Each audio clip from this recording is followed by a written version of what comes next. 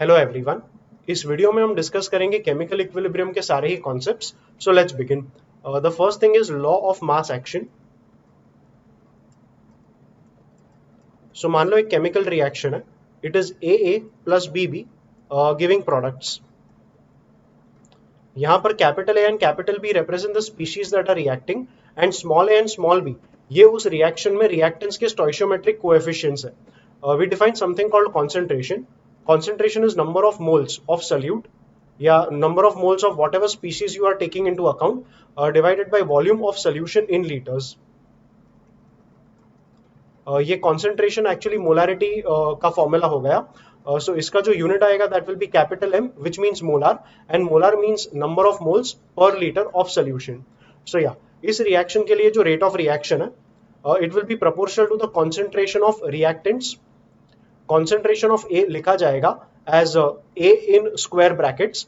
So concentration of A means number of moles of A divided by volume of the solution in liters. So I am saying that the rate of reaction will be proportional to concentration of A to the power of A and concentration of B to the power of B.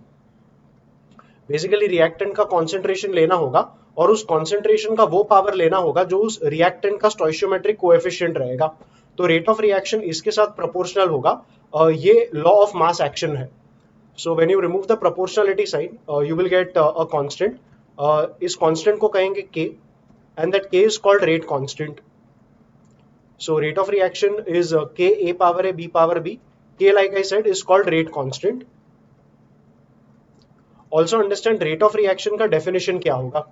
अब rate of reaction मतलब speed of reaction, it would actually mean number of moles of the reactants that are reacting per unit time.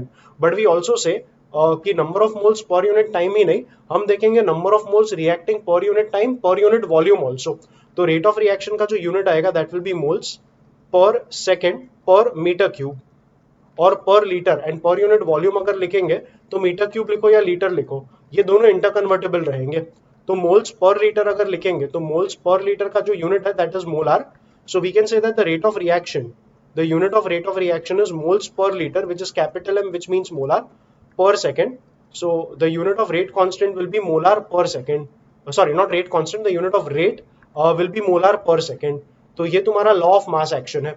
Now consider a reversible reaction which is AA plus BB in equilibrium with CC plus DD. देखो ऐसा है कि reversible reaction, मान लो हमने सिर्फ reactant लिया और product बिल्कुल भी नहीं लिया, तो रिएक्टेंट्स रिएक्ट करके प्रोडक्ट फॉर्म करना शुरू करेंगे। इनिशियली फॉरवर्ड रिएक्शन ज्यादा हो रहा होगा बट एज टाइम प्रोसीड्स तुम्हारे प्रोडक्ट्स भी बनना शुरू करेंगे एंड जैसे जैसे प्रोडक्ट बनेंगे वैसे वैसे रिवर्सिबल रिएक्शन भी शुरू हो जाएगा। At some point forward reaction का स्पीड एंड रिवर्स रिएक्शन का जो स्पीड है वो सेम हो जाएगा एंड एट दैट पॉइंट हमें इक्विलिब्रियम मिलेगा। सो इक्विलिब्रियम मतलब the rate of forward reaction has become equal to the rate of backward reaction. अब rate of forward reaction हम लिखेंगे by the law of mass action. Forward reaction मतलब forward reaction के लिए reactants होंगे A और B, तो rate of forward reaction this will be written as KF into A power A into B power B and the rate of backward reaction के लिए reactants होंगे C और D, तो backward reaction का जो rate है it will be written as KB into C power C into D power D. So yeah, this is rate of forward reaction equal to rate of backward reaction. This happens only at equilibrium. So at equilibrium rate of forward reaction ऐसे लिखा, rate of backward reaction ऐसे लिखा और बस हमने इन दोनों को equate कर दिया। अब KB को यहाँ नीचे लेना है, so we will have KF upon KB is equals to, ये C power C D power D RHS में रहने देंगे and divide करेंगे with this A power A B power B, we will bring it in the denominator on right hand side. So A power A into B power B. अब KF upon KB जो term है इसे हम कहते हैं capital K and capital K is called equilibrium constant.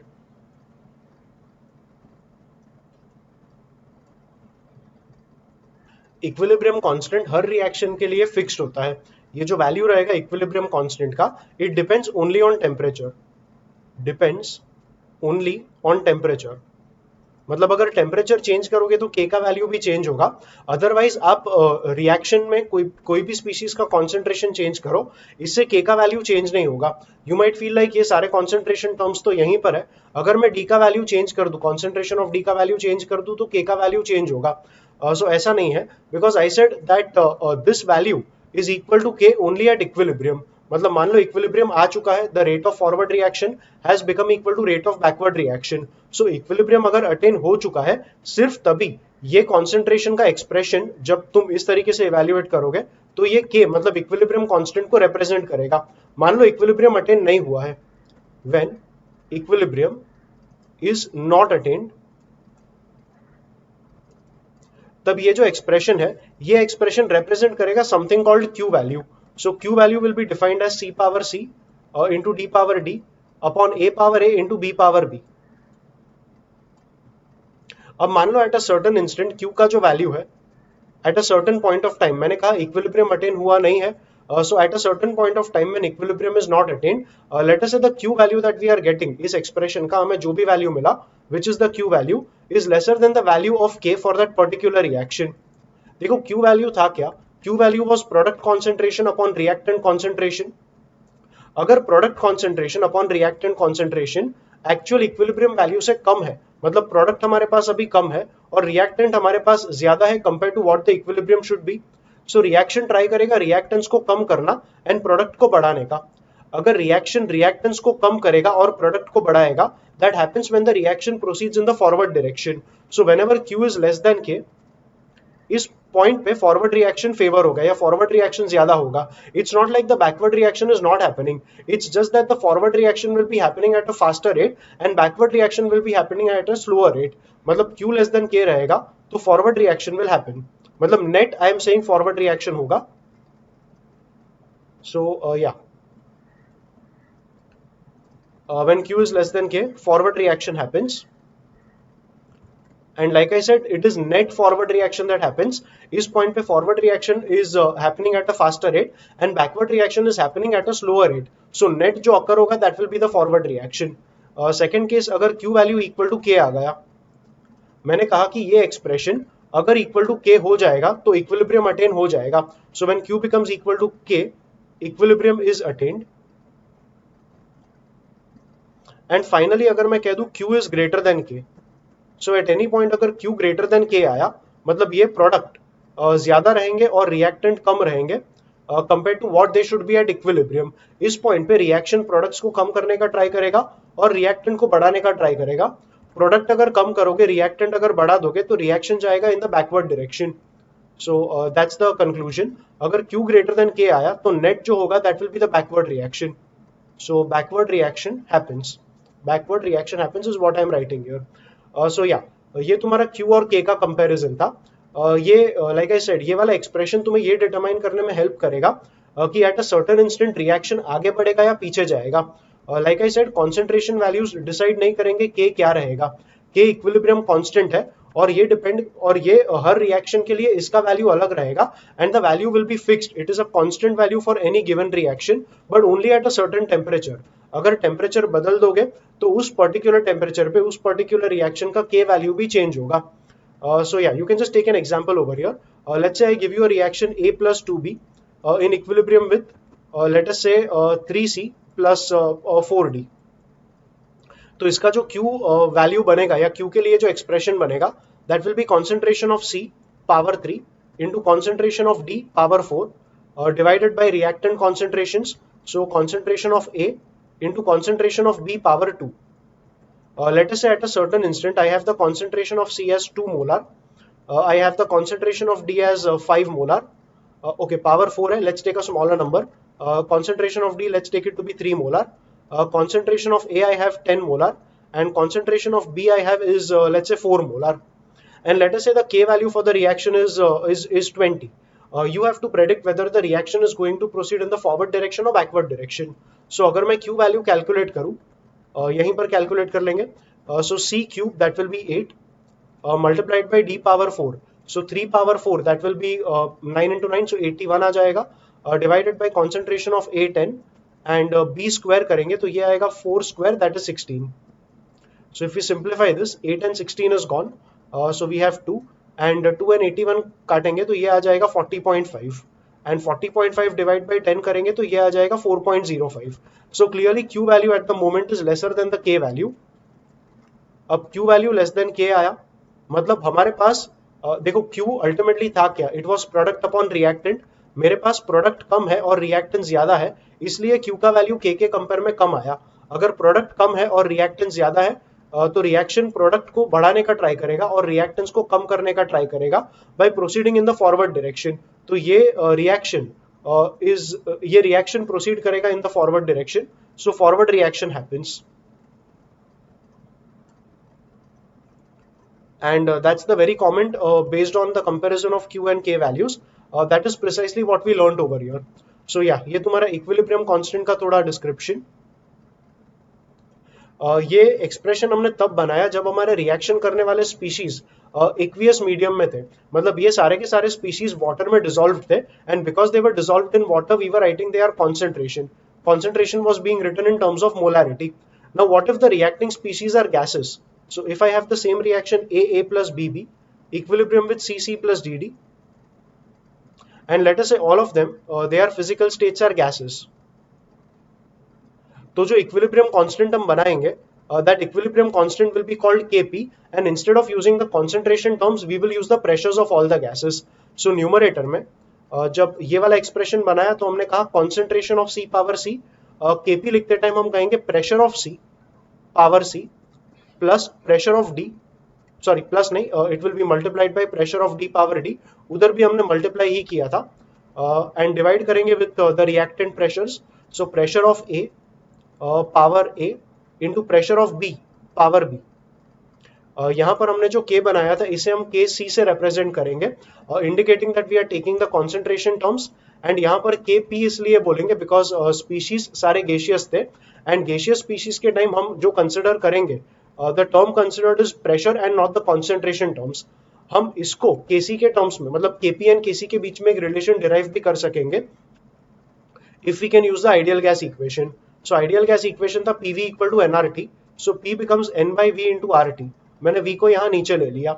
अब N by V मतलब number of moles per unit volume, ये एक्चुअली कॉन्सेंट्रेशन बन गया. So pressure can be written as CRT. So अगर मैं प्रेशर ऑफ C लिखूं, pressure of C can be written as, so we have Kp equal to pressure of C, we are writing it as concentration of C into RT. So this becomes concentration of C into RT और इसका power C था तो power C हर term को लगेगा and we will have C power C into RT the whole power C. Similarly pressure of D power D था, PD can be written as pressure PD can be written as CRT, मतलब concentration of D into RT. So concentration of D into RT the whole power D. So that will give us concentration of D power D into RT power D. Similarly यहाँ नीचे जो pressure of A था, we will write it as concentration, pressure of A is concentration of A into RT. So power A लेंगे तो concentration of A power A into RT power A multiplied by PB is concentration of B into RT the whole power B, मतलब concentration of B to the power B into RT power B. So Kp becomes, इन सारे terms को अगर एक साथ देखेंगे, so all these terms 1, 2, 3 and 4 that is C power C into D power D upon A power A into B power B, that is the very expression for Kc. तो वो जो terms हमें मिले थे इन टर्म्स को हम Kc लिख लेंगे. So this becomes Kc multiplied by RT power C plus D minus A minus B, and ये C plus D minus A minus B we will write it as delta N. So यहाँ पर delta N is C plus D minus A minus B, and that becomes the very relation between Kp and Kc. So the relation is Kp is equal to Kc into RT to the power delta N. जब भी delta N लिखोगे तो delta N में हम consider करेंगे only gaseous moles.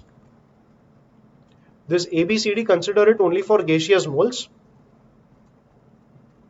ऐसा इसलिए because तुमने आइडियल गैस इक्वेशन यूज किया था PV इक्वल टू nRT. इसके भी अगर कुछ इलस्ट्रेशंस देखेंगे, सो लेट अस से I am giving you an equation H2 plus I2 in equilibrium with 2HI. all the reacting species over here are gases. So find the relation between Kp and Kc. So Kp will be Kc into RT to the power delta n. Delta n मतलब I said it is C plus D minus A minus B. मतलब product में gases के कितने moles रहेंगे वो, and minus करेंगे reactant में gases के कितने मोल्स रहेंगे वो. सो प्रोडक्ट में gaseous moles are 2 minus reactant में gaseous moles are 1 plus 1 which is equal to 2. So minus one करके डेल्टा एन 0 आएगा. So R T power delta N मतलब R T power 0. So we simply have Kp is equals to Kc. You can take the second reaction, that is reaction between N2 and H2 forming ammonia. So N2 plus H2 giving NH3. अगर balance करोगे तो यहाँ पर तुम्हें 2 लगेगा because of N2 and 2H3 मतलब H का 6 आ गया तो यहाँ पर 3H2 आएगा. This reaction between nitrogen and hydrogen to form ammonia is also called Haber's process. इस केस में जो डेल्टा एन का वैल्यू रहेगा, वंस अगेन प्रोडक्ट में gaseous moles are 2 minus reactant में gaseous moles are 1 plus 3. So minus हो जाएगा 1 plus 3 और you can even say minus 1 minus 3. Total करोगे तो डेल्टा एन आ जाएगा minus 2 and the relation between Kp and Kc will be Kp equal to Kc R T the whole power minus 2. Numericals में अगर इन्होंने तुम्हें are और T का वैल्यू दिया तो आर टी का वैल्यू यहाँ पे सब्सटीट्यूट करके तुम आर टी पावर माइनस 2 का वैल्यू कैलकुलेट भी कर पाओगे. And that will be a little more calculative part which I am not taking here. Mainly we are focused on the theory. That's the main reason.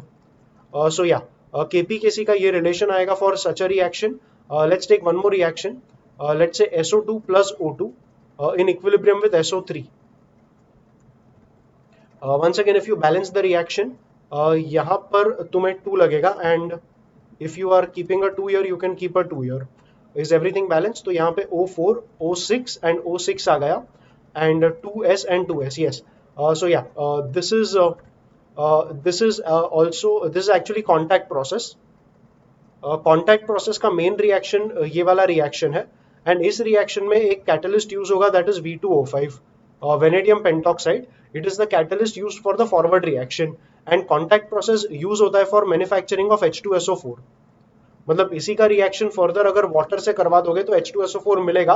It's not exactly that way, reactions थोड़े और ज्यादा steps में रहेंगे, but by and large contact process का main reaction ये reaction रहेगा.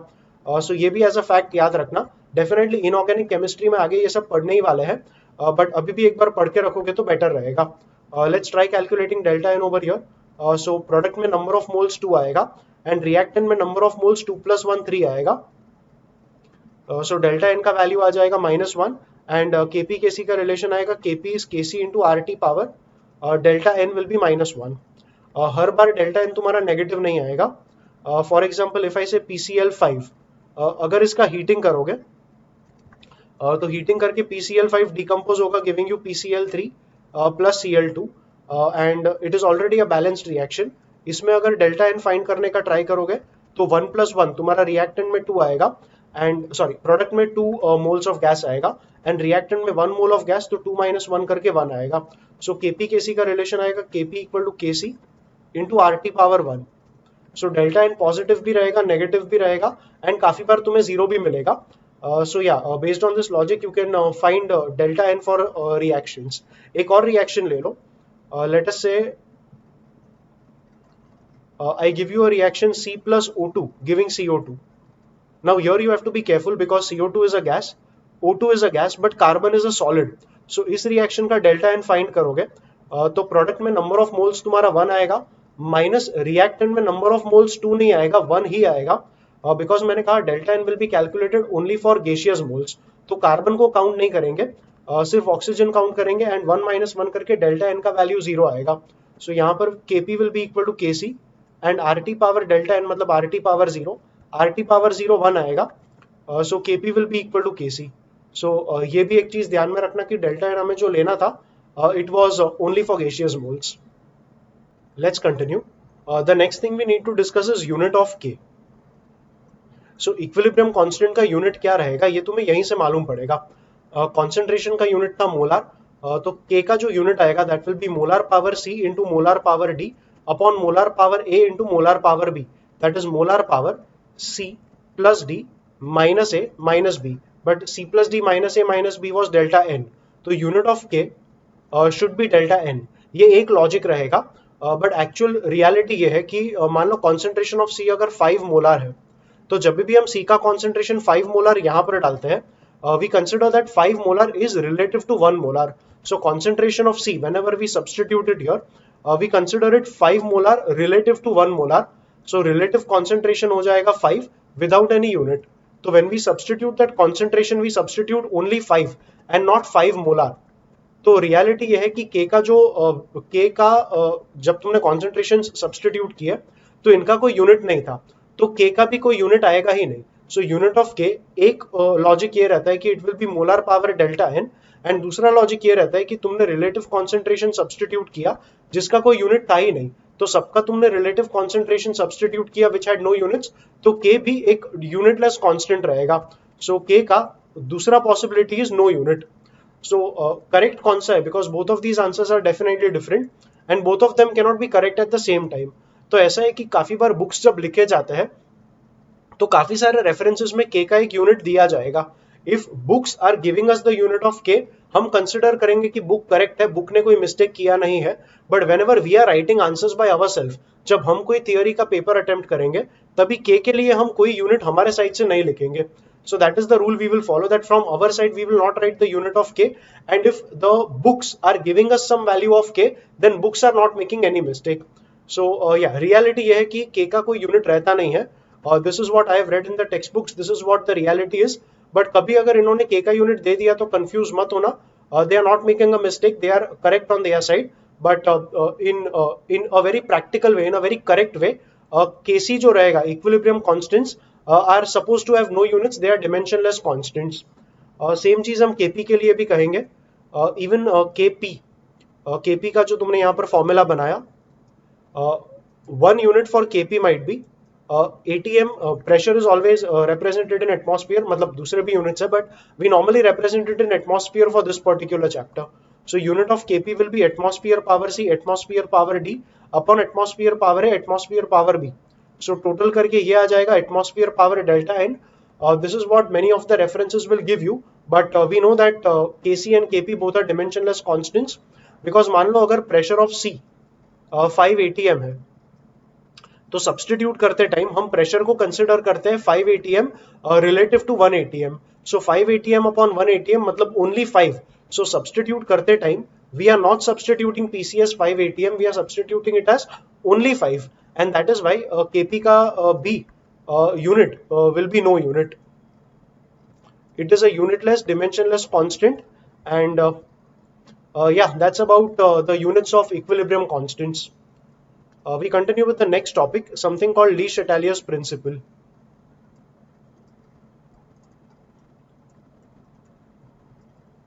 ली शटेलियर principal हमें determine करने में हेल्प करेगा कि अगर हम एक रिएक्शन मिक्सचर में एक सर्टेन चेंज लेकर आते हैं तो इक्विलिब्रियम या रिएक्शन जो है वो किस तरफ शिफ्ट होगा।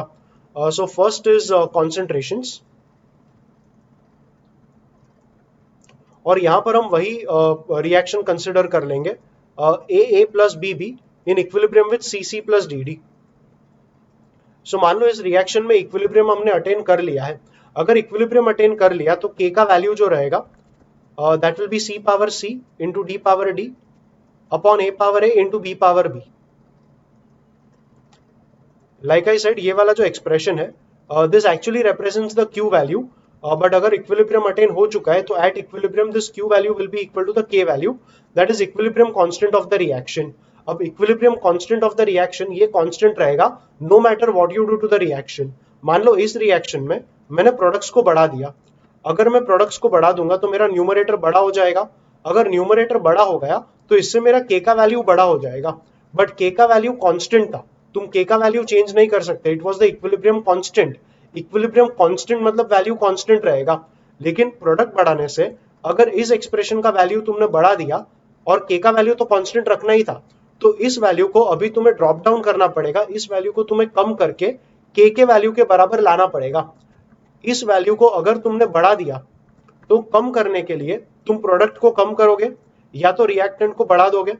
अब प्रोडक्ट कम करोगे और रिएक्टेंट बढ़ा दोगे तो तुम्हारा रिएक्शन बैकवर्ड डायरेक्शन में शिफ्ट होगा या बैकवर्ड रिएक्शन फेवर होगा।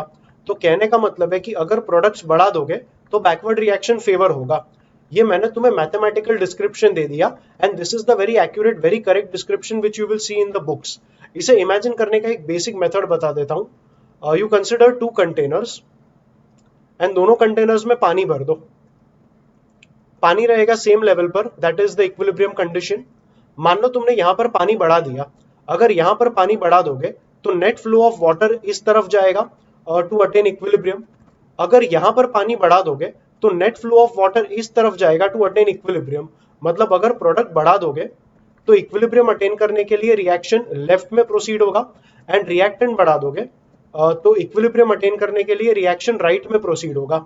सिमिलरली अगर यहाँ का अगर पानी मैं कम कर दूं तो अब वाटर फ्लो जाना चाहिए इस तरफ so that we get equilibrium, और यहाँ का पानी कम कर दूं तो वाटर फ्लो राइट में जाएगा टू अटेन इक्विलिब्रियम।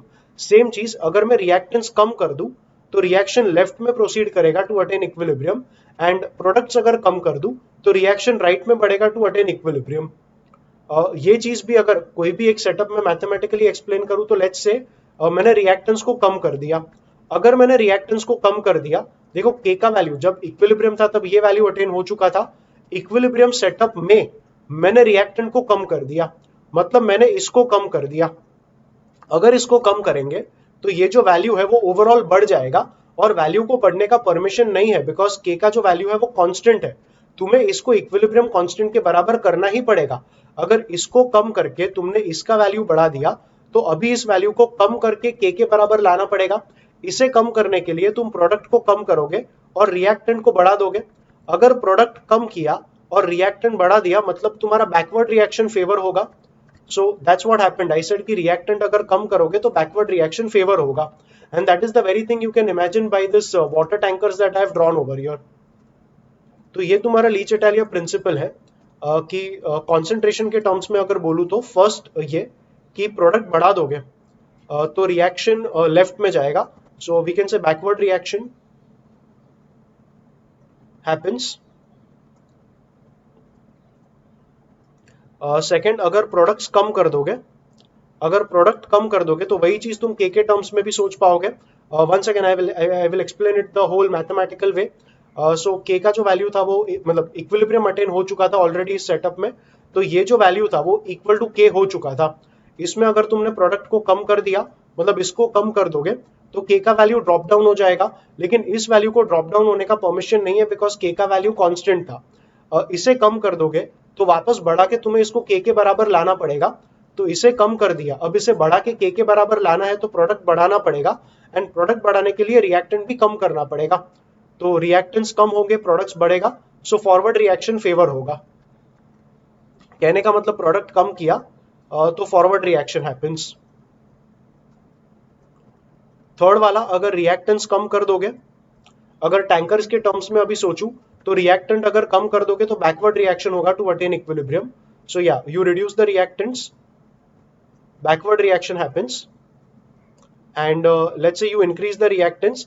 कंटेनर के साइड में ही देखो, अगर रिएक्टेंट बढ़ा दोगे तो फॉरवर्ड रिएक्शन फेवर होगा। सो या फॉरवर्ड रिएक्शन हैपेंस। तो ये तुम्हारा इफेक्ट रहेगा ऑफ चेंज इन कॉन्सेंट्रेशंस। मतलब कॉन्सेंट्रेशंस अगर चेंज करोगे इक्विलिब्रियम कंडीशंस पे, कॉन्सेंट्रेशंस चेंज करके तुम्हारा किस कंडीशन में क्या असर पड़ेगा रिएक्शन पे, ये हमने इन 4 पॉइंट्स में यहाँ पर डिस्कस किया। सेकंड देख लेते हैं। Second we have to see the change in temperature. मतलब चेंज इन टेम्परेचर तुम्हारा इक्विलिब्रियम कहां पर शिफ्ट करेगा ये तुम्हें देखना है। Let us consider an exothermic reaction. Exothermic reaction मतलब हीट लिबरेट होगा। So A is giving products plus heat और ये रिवर्सिबल रिएक्शन है। So the forward reaction it is liberating heat, तो you can say it is exothermic reaction. And backward reaction देखोगे तो P plus heat is giving us A, heat absorb करके A मिला, तो ये बैकवर्ड रिएक्शन तुम्हारा endothermic reaction हो जाएगा। अब लीच इटालिया प्रिंसिपल एक्चुअली ऐसा बोलता है कि जो भी चेंज तुम एक रिएक्शन, जो भी चेंज इक्विलिब्रियम में तुम लेकर आने का ट्राई करोगे वो चेंज को अपोज करेगा तुम्हारा रिएक्शन। मतलब अगर यहाँ पे मान लो मैंने प्रोडक्ट बढ़ा दिए थे तो रिएक्शन प्रोडक्ट को कम करने का ट्राई करेगा। अगर प्रोडक्ट बढ़ा दिए तो रिएक्शन प्रोडक्ट कम करके बैकवर्ड रिएक्शन फेवर कर रहा था। That is exactly what we had discussed some time back, but in a different way. मैंने के टर्म्स में इसको एक्सप्लेन किया था, बट लीच-चिटलियस प्रिंसिपल अभी जो मैंने बोला कि अगर रिएक्शन इक्विलिब्रियम पे रहेगा, तो इक्विलिब्रियम पे हम जो भी चेंज लाने का ट्राई, जो भी चेंज हम लेकर आते हैं, रिएक्शन उसे अपोज करने का ट्राई करेगा। तो उसके हिसाब से अगर एक्सप्लेन करें तो इस तरीके से एक्सप्लेन होगा कि अगर प्रोडक्ट के साइड पे बोलूं तो प्रोडक्ट अगर कम कर दोगे तो रिएक्शन इसे अपोज करने का ट्राई करेगा, मतलब रिएक्शन प्रोडक्ट को बढ़ाने का ट्राई करेगा एंड फॉरवर्ड रिएक्शन फेवर होगा।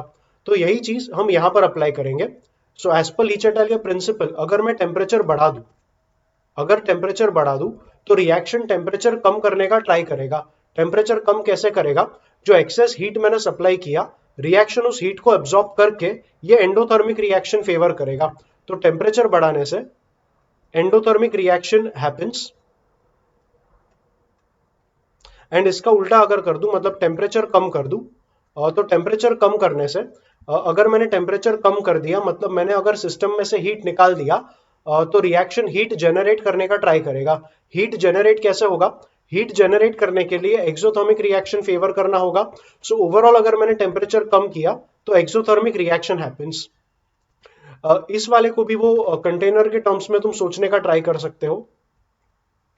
सो if there are two containers containing water, ये तुम्हारा रिएक्टेंट साइड, ये तुम्हारा प्रोडक्ट साइड, अगर मैंने टेम्परेचर बढ़ा दिया, मतलब अगर मैंने हीट बढ़ा दिया, हीट बढ़ाने से तुम्हारा बैकवर्ड रिएक्शन फेवर होगा। मतलब बैकवर्ड रिएक्शन यहाँ पर एंडोथर्मिक रिएक्शन था, तो हीट बढ़ाने से तुम्हारा एंडोथर्मिक रिएक्शन फेवर होगा।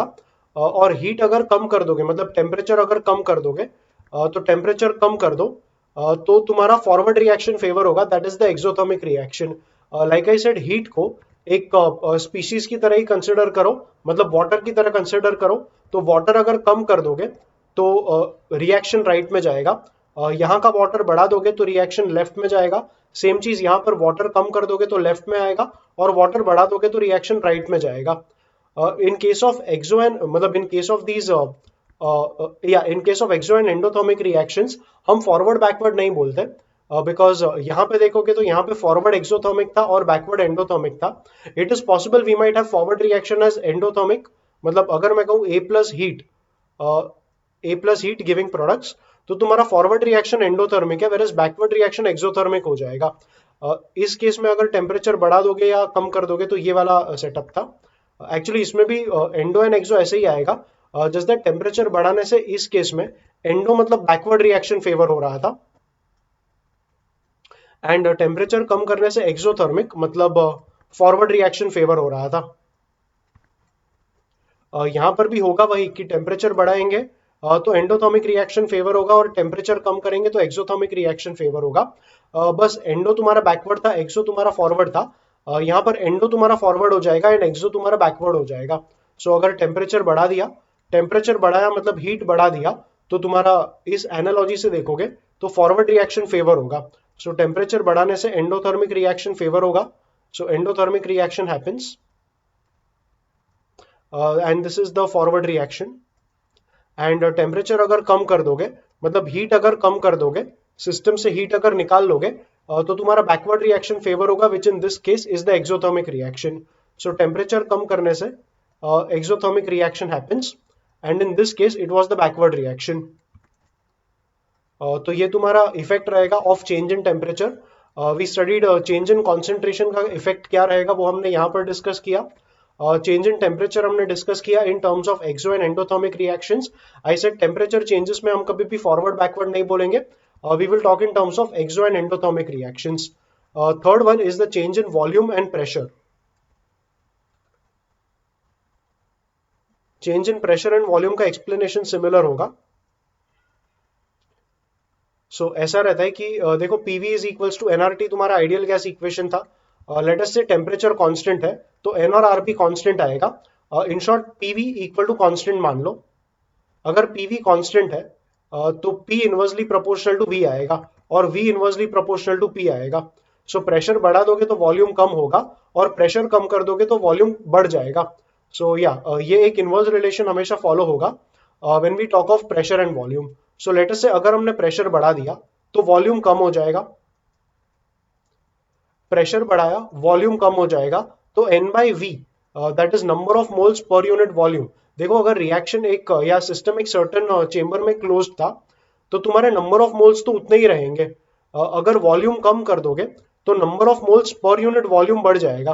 नंबर ऑफ मोल्स उतना ही है, बस number of moles per unit volume बढ़ गया क्योंकि वॉल्यूम ड्रॉप हो गया था। अगर N बाई वी बढ़ेगा तो रिएक्शन ट्राइज टू, अगर N बाई वी बढ़ गया तो reaction tries to reduce N, मतलब इक्विलिब्रियम उस डायरेक्शन में शिफ्ट होगा जहां पे N का वैल्यू कम होता है only for gases. Only gases मतलब ओनली गैसेस के मोल्स देखेंगे, जैसे ये डेल्टा एन वाला हमने पढ़ा था। डेल्टा एन में हम चेक कर रहे थे ओनली गैसियस मोल्स, वैसे यहां पर भी हम गैसेस के मोल्स ही देखेंगे। गैसेस के मोल्स जिस डायरेक्शन में कम होते रहेंगे उस साइड तुम्हारा रिएक्शन फेवर होगा। मतलब अगर फॉरवर्ड डायरेक्शन में कम हुए तो फॉरवर्ड रिएक्शन, बैकवर्ड में कम हुए तो backward. So once again over here we can not say forward होगा या बैकवर्ड होगा, it will be separate for every reaction. इसका रिवर्स भी एक बार लिख लो and then we can see some examples. अगर प्रेशर कम करोगे तो वॉल्यूम बढ़ जाएगा, तो जो N बाई वी रहेगा, अगर वॉल्यूम बढ़ गया, N वैसे भी कांस्टेंट था, अगर वॉल्यूम बढ़ गया तो N बाई वी ड्रॉप हो जाएगा एंड रिएक्शन ट्राइज टू, अगर N बाई वी कम हो जाएगा तो reaction tries to increase N, and N मतलब नंबर ऑफ मोल्स खाली गैसेस के देखने थे। सो प्रेशर बढ़ेगा तो इक्विलिब्रियम उस तरफ शिफ्ट होगा जिस तरफ गैसियस मोल्स बढ़ने वाले हैं। एंड वॉल्यूम का जो भी चेंजेस रहेगा वो तुम यहीं से देख सकते हो। प्रेशर बढ़ने से वॉल्यूम कम हुआ था, अगर पहले ही तुम वॉल्यूम कम कर दोगे तो प्रेशर का कमेंट करने की जरूरत नहीं है। वॉल्यूम कम करने से ये वाला ही पूरा एक्सप्लेनेशन फॉलो होगा एंड वॉल्यूम बढ़ाने से ये वाला एक्सप्लेनेशन। सो या let's get back to these reactions. इसमें देखोगे तो तुम्हारा डेल्टा एन का वैल्यू 0 था, तो नंबर ऑफ गैसियस मोल्स कहीं पे भी चेंज होते नहीं है, तो प्रेशर या वॉल्यूम कम करने से इसके इक्विलिब्रियम पे कोई असर नहीं पड़ेगा। So no effect of change in pressure और volume, of change in pressure और वॉल्यूम ऑन इक्विलिब्रियम। तो ये फर्स्ट रिएक्शन के लिए ऐसा कमेंट इसलिए था क्योंकि डेल्टा एन 0 था। यहाँ पे डेल्टा एन देखो -2 है, इट मींस कि तुम्हारे प्रोडक्ट में नंबर ऑफ गैसियस मोल्स कम है और रिएक्टेंट में नंबर ऑफ गैसियस मोल्स ज्यादा है। तो अगर मैं प्रेशर बढ़ा दूं, प्रेशर बढ़ाने से वॉल्यूम कम होगा तो N बाई वी बढ़ जाएगा और रिएक्शन N को कम करने का ट्राई करेगा। और N कम कहां पर होता है, यहां पर देर आर 4 मोल्स, यहां पर there are 2 moles, number of moles कम होते हैं on the right hand side. तो इस पर्टिकुलर रिएक्शन के लिए प्रेशर बढ़ा के equilibrium shifts to the right, so equilibrium shifts rightwards. कहने का मतलब है कि फॉरवर्ड रिएक्शन फेवर होगा only in this particular case. Like I said, pressure बढ़ाना या वॉल्यूम कम करना, इस केस में हम जनरलाइज करके ये नहीं बोल सकते कि फॉरवर्ड रिएक्शन फेवर होगा या backward. It depends on a particular reaction, because इस रिएक्शन में तुम्हारा डेल्टा एन नेगेटिव था, वैसे इस रिएक्शन में देखो डेल्टा एन पॉजिटिव है। यहां पर अगर प्रेशर बढ़ा देंगे तो क्या होगा, तो प्रेशर बढ़ा दिया, वॉल्यूम कम होगा, N बाई वी बढ़ जाएगा, रिएक्शन N को कम करने का ट्राई करेगा। अब नंबर ऑफ गैसियस मोल्स यहां पर 1 है और यहां पर 1 + 1 मतलब 2 है। I said reaction gaseous moles को कम करने का ट्राई करेगा, तो गैसियस मोल्स कम होंगे if you are coming in the backward direction. तो इस केस में प्रेशर बढ़ाने से तुम्हारा बैकवर्ड रिएक्शन फेवर होगा and one can say that equilibrium will shift backwards. So equilibrium shifts backwards for the fourth reaction. अगर तुमने प्रेशर बढ़ा दिया तो, so for every reaction you need to check it out in this manner only. Second वाला condition भी try करते हैं। अगर प्रेशर कम किया तो क्या होगा, let's check it for the third reaction. अगर प्रेशर कम करोगे तो वॉल्यूम बढ़ जाएगा, वॉल्यूम बढ़ने से N बाई वी कम हो जाएगा, रिएक्शन N को बढ़ाने का ट्राई करेगा। नंबर ऑफ गैसियस मोल्स यहां पर 2 है, सॉरी यहां पर 3 है, और नंबर ऑफ गैसियस मोल्स यहां पर 2 है। I said N by V कम हुआ तो रिएक्शन N को बढ़ाने का ट्राई करेगा और N बढ़ता है इन द बैकवर्ड डायरेक्शन, तो इस केस में तुम्हारा बैकवर्ड रिएक्शन फेवर होगा। So backward reaction is favored, and you can mention it this way also, that equilibrium shifts in the backward direction or equilibrium shifts leftwards. यहां पर अगर देखेंगे तो वापस डेल्टा एन तुम्हारा 0 आया, डेल्टा एन 0 है, तो प्रोडक्ट एंड रिएक्टेंट साइड पे number of gaseous moles equal है, तो यहां पर भी हम वही कहेंगे, no effect of pressure or volume changes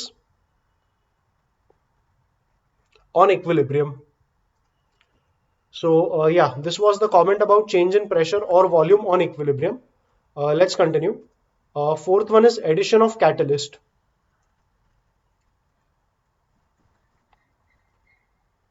अब catalyst addition में ऐसा होगा that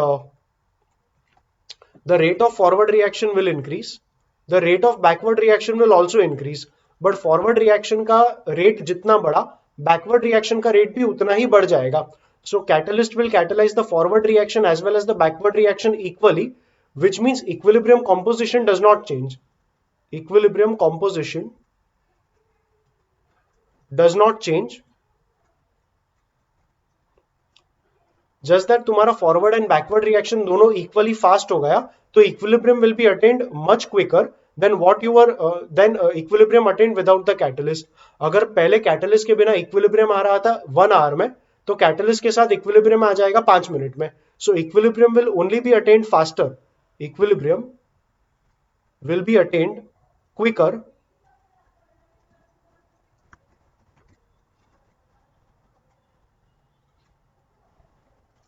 but equilibrium composition वही रहेगा जो originally तुम्हें मिल रहा था. So yeah, that's the effect of addition of catalyst. That a catalyst will catalyze the forward and backward reactions equally. मतलब forward and backward reactions का rate बढ़ जाएगा, लेकिन ये equally बढ़ेगा. तो equilibrium composition तुम्हारा change नहीं होगा. Equilibrium पे जो composition मिल रहा था वही मिलेगा. बस equilibrium composition तुम्हारा ज्यादा जल्दी attain हो जाएगा when you are adding a catalyst. The fifth one is addition of inert gas.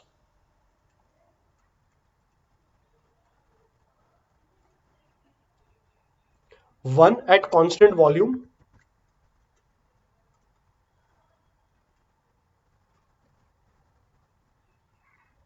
and second at constant pressure.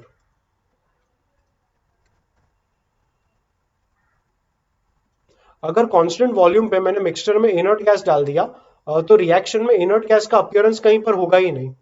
मतलब मान लो यही तुम्हारा रिएक्शन है, अगर इसी रिएक्शन में मैं इनर्ट गैस डाल दूं, तो रिएक्शन में you can say that there is an inert gas over your I, and वो प्लस आई यहां पर भी रहेगा, because it is an inert gas, it is not going to participate in the reaction. And equation में अगर वो आई का term में इंक्लूड कर भी लूं, तो ऊपर भी इंटू आई नीचे भी इंटू आई आएगा, it will get cancelled. And basically presence of an inert gas does not affect the equilibrium in any way, but only if it is at constant volume. So at constant volume, addition of an inert gas does not affect equilibrium, and yeah, the comment will be equilibrium is not affected. Now let us say we are adding an inert gas at constant pressure. देखो अगर ये chamber था और इसमें सारे gaseous तुम्हारे reactants products थे, equilibrium आ चुका था, अगर इसमें इनर्ट गैस डाल दोगे तो ये चेम्बर एक क्लोज चेम्बर था, मान लो ये रिजिड चेम्बर था, इनर्ट गैस डाल दोगे तो गैसेस बढ़ने की वजह से अंदर का प्रेशर बढ़ जाएगा, लेकिन मुझे प्रेशर कांस्टेंट रखना था. तो प्रेशर कांस्टेंट रखने के लिए मुझे रिजिड वॉल्स को थोड़ा लूजन अप करना पड़ेगा, सो दैट इसे एक्सपांशन का एक मौका मिले, और एक्सपांशन होने के बाद तुम्हारा प्रेशर उसी कांस्टेंट वैल्यू पे वापस आ जाएगा जो पहले था. So whenever expansion happens to maintain constant pressure, expansion में तुम्हारा वॉल्यूम बढ़ जाएगा. Now once the volume increases, तुम्हारा ये वाला सेटअप आ जाएगा. अगर वॉल्यूम बढ़ गया तो n by v कम हो जाएगा, एंड n by v कम होने की वजह से reaction will try to increase in. So whenever we are adding an inert gas at constant pressure, equilibrium shifts where number of gaseous moles are increasing. So यही चीज अगर मैं apply कर दूं उन्हीं रिएक्शंस पे जो हमने यहां पर पढ़ा था. Consider the first reaction. अगर यहां पर इनर्ट गैस डाल दोगे तो डेल्टा एन जीरो था, no effect for addition of inert gas, no effect लिखता हूं सिर्फ. We are currently commenting on addition of inert gases, so no effect due to addition of an inert gas. इसमें अगर inert gas डाल देंगे at constant pressure, when we add inert gas at constant pressure, I said equilibrium will shift in the direction where number of gaseous moles are increasing. So यहाँ पर gaseous moles तुम्हारे बढ़ते हैं in the backward direction. So when I am adding an inert gas to this mixture at constant pressure, equilibrium shift हो जाएगा towards the left hand side, the backward reaction will happen.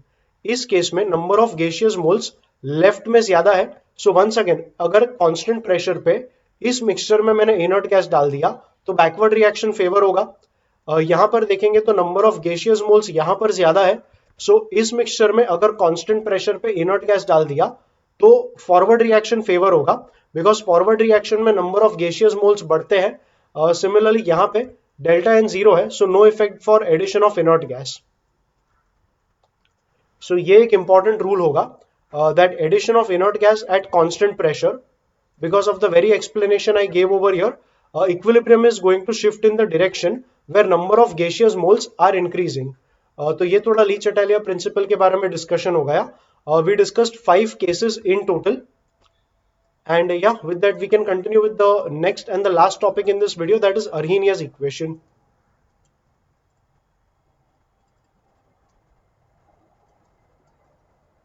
Normally chemical reactions में reactants का energy ज्यादा होता है और products का energy कम रहता है।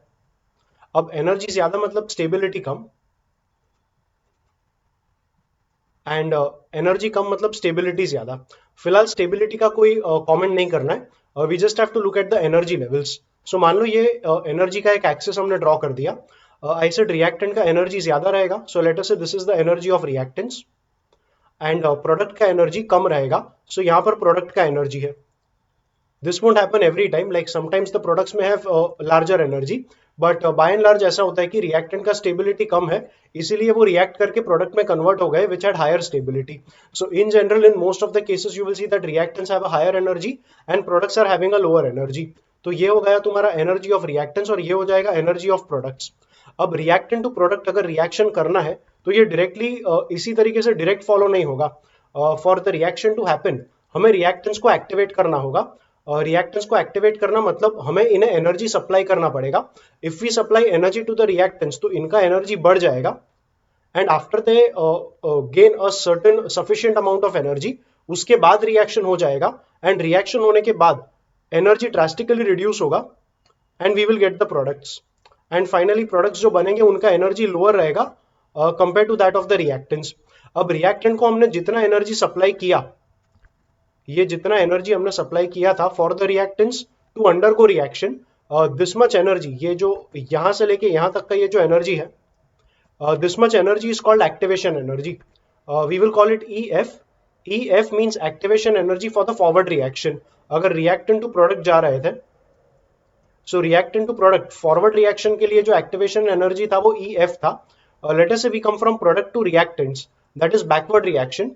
बैकवर्ड रिएक्शन मतलब प्रोडक्ट टू रिएक्टेंट अगर हमें आना होगा, इस रिएक्शन के लिए एक्टिवेशन एनर्जी ये पूरा लेंथ हो जाएगा। This length was activation energy for the forward reaction, and this length is going to be activation energy for the backward reaction, we will call it EB। अभी ये जो difference है, that is difference between the energy of reactants and products, इसे कहते हैं डेल्टा H। Delta H is enthalpy change of the reaction. So enthalpy change of the reaction, एक बात ये समझनी है कि व्हेनेवर आई से डेल्टा, डेल्टा मतलब चेंज एंड चेंज मतलब ऑलवेज फाइनल माइनस इनिशियल। तो फाइनल मतलब प्रोडक्ट, इनिशियल मतलब रिएक्टेंट। सो डेल्टा H मतलब enthalpy of products minus enthalpy of reactants. Enthalpy मतलब heat content, in a way energy only. अगर enthalpy of products product का energy कम था, reactant का energy ज्यादा था, तो एंथैल्पी ऑफ प्रोडक्ट्स कम रहेगा, एंथैल्पी ऑफ रिएक्टेंट ज्यादा रहेगा। So smaller number minus bigger number will give us a negative value. So इस सेटअप में क्लियरली तुम्हारा डेल्टा H का जो वैल्यू है वो नेगेटिव आएगा। सो या delta H is going to be a negative value, that's what we can see here. And like I said delta H मतलब it is enthalpy of products minus enthalpy of reactants, in a way energy of products minus energy of reactants. अब क्योंकि ये negative आएगा, if I try to write delta H in terms of EF and EB, notice करो delta H इतना energy level था, it is the difference of EF and EB, but delta H has to be a negative number।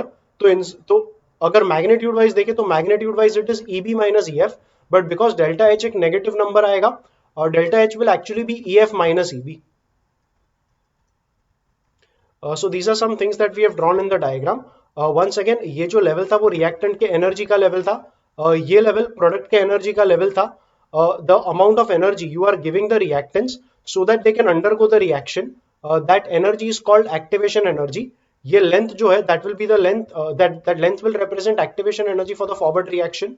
अगर reverse reaction consider करें, मतलब product to reactant जाना, तो उस reaction के लिए यहां से लेके यहां तक का ये जो पूरा लेंथ आया, that is called activation energy and it is activation energy for the backward reaction. इन दोनों का डिफरेंस, मतलब ये वाला length, it represents delta H, मतलब enthalpy change for the reaction. In the current scenario that enthalpy change is negative and it is given by the formula EF minus EB. तो इतनी चीजें हमने इस डायग्राम से देख ली.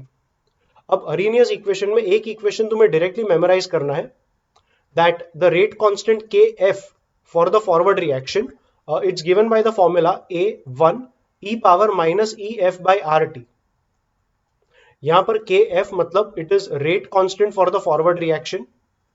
This is rate constant for the forward reaction. A1 is simply called a pre-exponential factor. ये constant term रहेगा and it will vary from reaction to reaction. Simply अगर इसको एक नाम देना है तो we can call it the pre-exponential factor. यहां पर EF is the activation energy for forward reaction.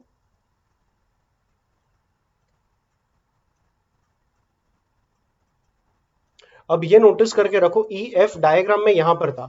So E F represents this length और this particular value in the diagram. And activation energy का जो यूनिट आएगा, see actually it has to be joule, but हमें define करना होगा पर मोल या पर मॉलिक्यूल. अब फिजिक्स और केमिस्ट्री में एक रूल ये है कि जब भी हम आर वाला टर्म यूज करेंगे तो हर चीज का डेफिनेशन पर मोल के टर्म्स में रहेगा. और अगर हम के यूज करेंगे, बोल्ट्जमैन कांस्टेंट, तो हर डेफिनेशन पर एटम या पर मॉलिक्यूल के टर्म्स में रहेगा. सो फिलहाल हम आर को यूज कर रहे हैं. सो ये जो डेफिनेशन रहेगा E F, that will be activation energy पर मोल फॉर द रिएक्शन. तो इसका जो यूनिट आएगा एक्टिवेशन एनर्जी का, दैट विल बी जूल पर मोल. लाइक आई सेड, अगर यहाँ आर के बदले हमने के यूज किया, के मतलब Boltzmann constant. So if at all you see in any reference they are using the term Boltzmann constant. K is R upon N0. N0 is the Avogadro number, that is 6.022 into 10 to the power 23 particles per mole. R upon N naught करोगे तो ये value आएगा 1.38 into 10 to the power minus 23. And हाँ, R का जो value था that was 8.314 and unit आएगा joule per kelvin मोल. Joule per kelvin मोल. और ये जो रहता है दीज आर पार्टिकल्स पर मोल, तो इसका यूनिट सिर्फ पर मोल आएगा. So when you finally cancel per mole and per mole from here, K का ये वैल्यू रहेगा और इसका सिंपली यूनिट जो आएगा that will be joule per kelvin. So whenever you are using R at this position, तुम्हारा definition of any quantity will be per mole. And R के बदले अगर ये बोल्ट्जमैन कांस्टेंट यूज कर लिया तो जो भी EF था that will be activation energy for the forward reaction, but defined as joule per atom और जूल पर मॉलिक्यूल. तो ये कॉन्सेप्ट याद रखना for physics and chemistry. R is for per mole and Boltzmann constant K is for per atom or per molecule. Let's continue. Kf का ये formula तुम्हें memorise करके रखना है. Of course, R will be 8.314 joule per Kelvin mole. T is the temperature in Kelvin. And yeah, we have explained whatever the other terms were. Similarly, अगर rate constant for backward reaction लिखेंगे, then this will be A2, which is the pre-exponential factor for the backward reaction, e power minus EB by RT. R is again the gas constant and T is temperature in Kelvin. Because हमने R use किया, EB will be the activation energy for the backward reaction, again defined as joule per mole, मतलब activation energy per mole for the backward reaction.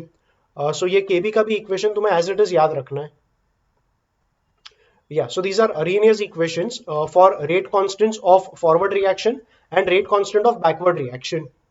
अब अगर starting का मतलब video का starting का part याद करोगे तो equilibrium constant K, this was defined as KF upon KB. KF का अभी अभी फॉर्मूला पढ़ा A1 e power minus EF by RT and KB का फॉर्मूला पढ़ा A2 e power minus EB by RT. सो इक्विलिब्रियम कांस्टेंट का equation बनेगा A1 upon A2. Let's call it a single term A. सो A is A1 upon A2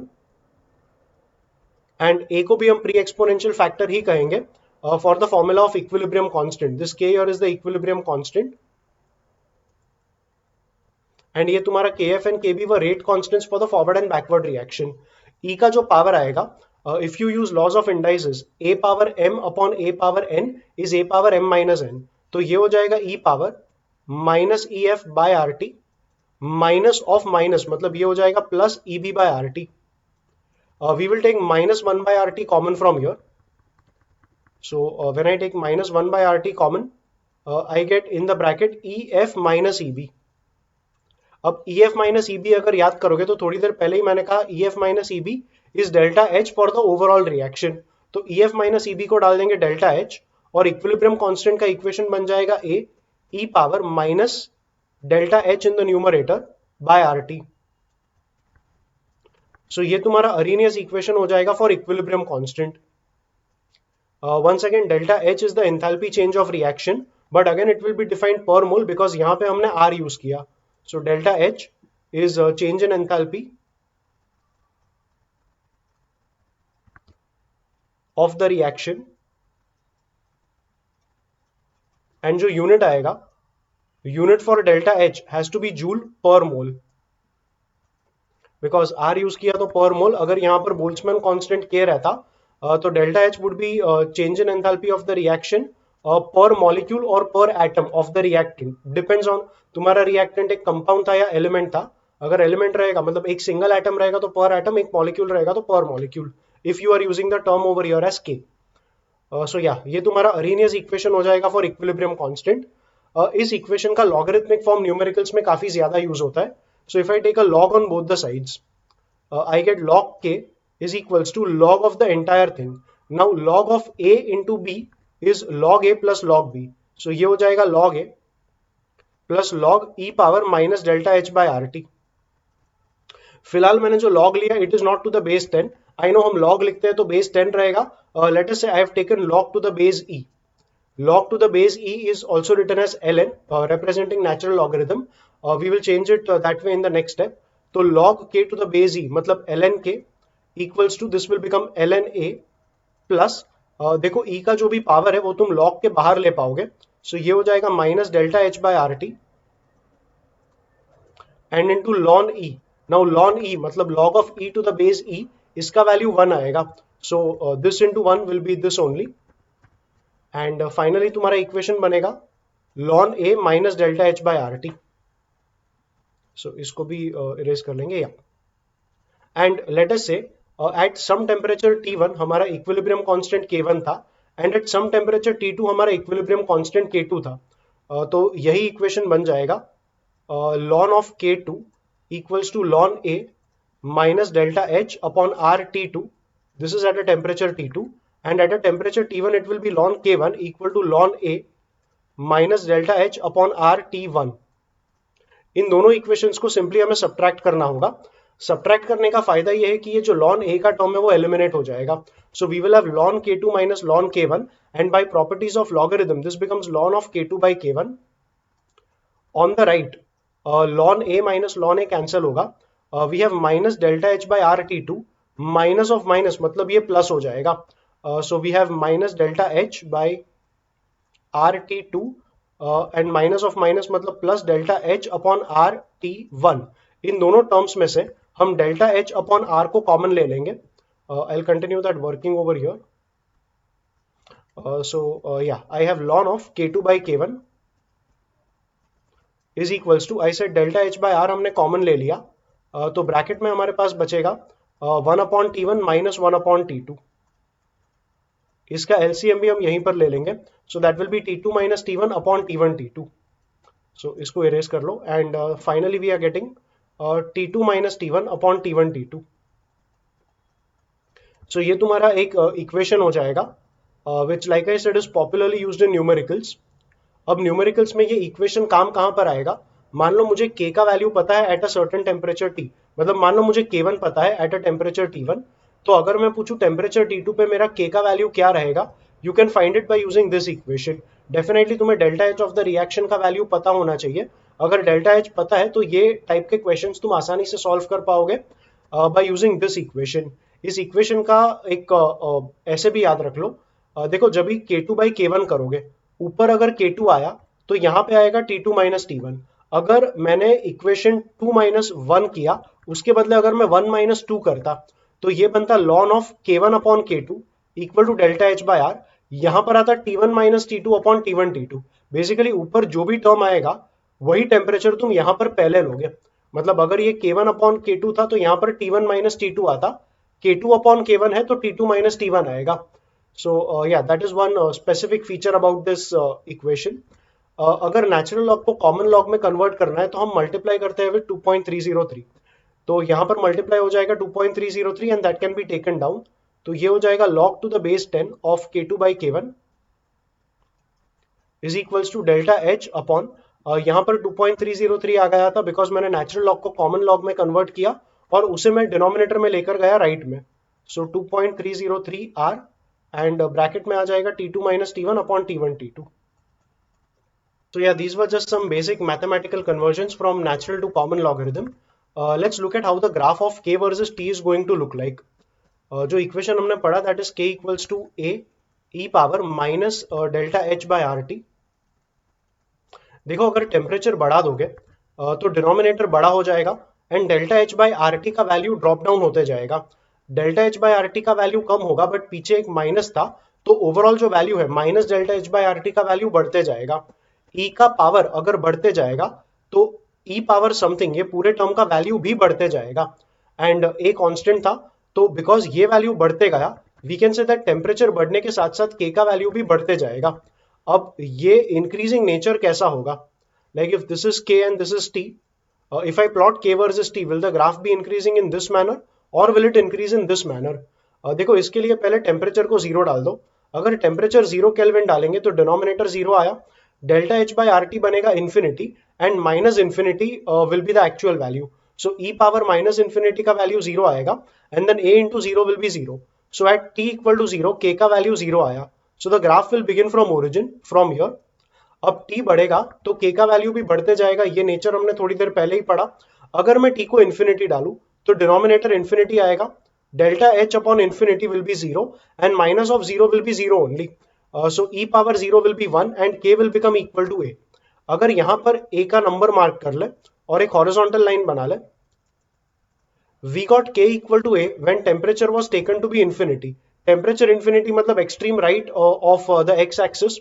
तो graph का nature increasing रहेगा but as T approaches infinity K का value ए को approach करेगा तो इंक्रीजिंग नेचर तो होगा बट ग्राफ तुम्हारा इस तरीके से दिखेगा and that is the graph of K versus temperature when you plotted using this equation. इसी इक्वेशन में हमने लॉग भी लिया था एंड लॉग लेने के बाद हमने ये वाला इक्वेशन बनाया था, मतलब वो सिंप्लीफाई करके ये वाला इक्वेशन मिला था। So let's rewrite that equation. That equation is ln k is equals to ln a, so I'll write plus ln a later and जो second term था that was minus delta h by rt, so इसे हम first term लिखेंगे।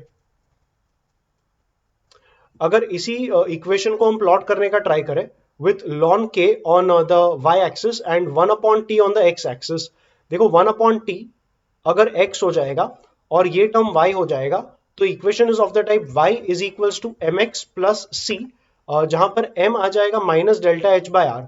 तो ये straight line graph रहेगा with a negative slope.